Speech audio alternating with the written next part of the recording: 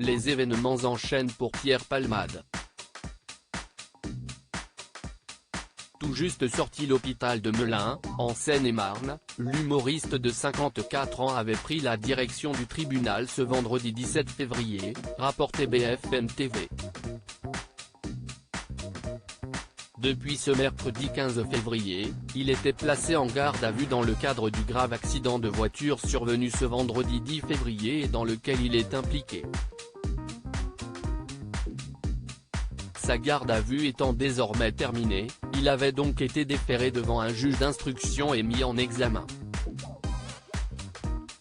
Comme l'annonce nous, le comédien évite la détention provisoire et va être placé sous contrôle judiciaire, assigné à résidence et devoir porter un bracelet électronique. Si est-il lors d'une audience à huis clos que le juge des libertés et de la détention a annoncé cette décision. Pour rappel, le 10 février dernier, Pierre Palmade a été impliqué dans un terrible accident de la route.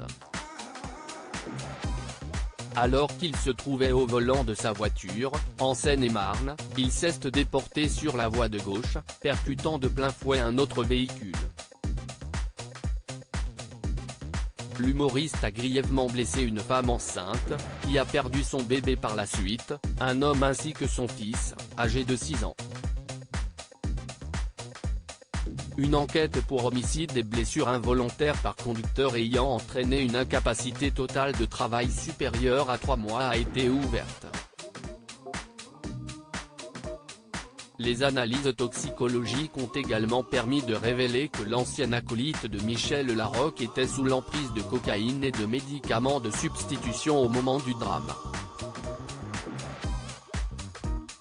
Les deux fuyards également déférés. Le parquet de Melun cité par BFM TV a précisé que Pierre Palmade était présenté à un juge d'instruction dans le cadre d'une information judiciaire ouverte des chefs d'homicide involontaire et blessures involontaires ayant entraîné une incapacité totale de travail supérieure à 3 mois par conducteur ayant fait usage de stupéfiants commis en récidive légale.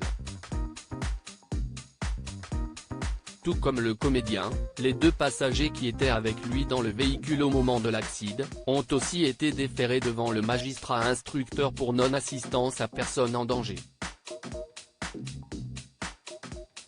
Ils ne sont pas mis en examen mais placés sous le statut de témoins assistés, comme l'explique BFM TV. Les 2 hommes sont notamment accusés d'avoir pris la fuite avant l'arrivée des secours.